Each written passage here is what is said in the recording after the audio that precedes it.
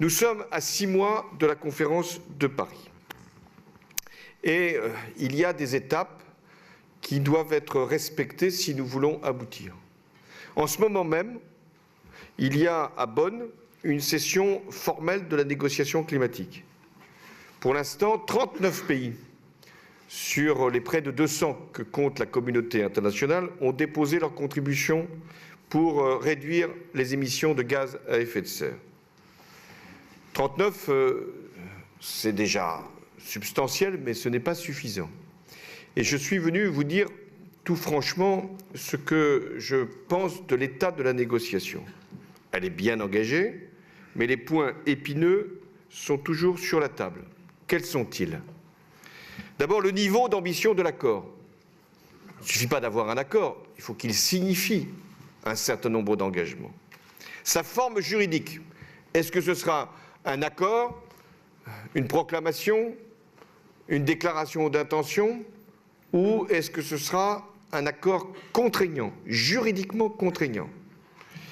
Ensuite, est-ce qu'il y aura une différenciation entre les pays? À l'évidence, chaque pays aura à faire un effort qui sera fonction, d'abord, de son degré de développement, de l'ampleur des prélèvements que ce pays a pu opérer dans ces dernières décennies sur la planète, et puis également de sa capacité à pouvoir mener à bien des projets d'adaptation.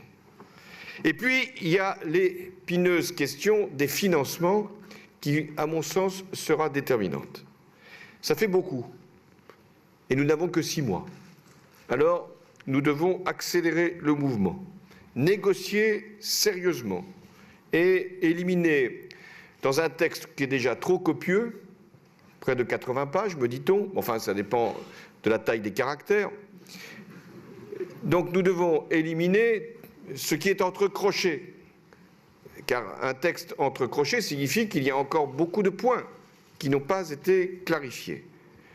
Il y a donc urgence pas simplement par rapport à l'échéance de la négociation, urgence parce que les effets des dérèglements climatiques se font sentir partout dans le monde.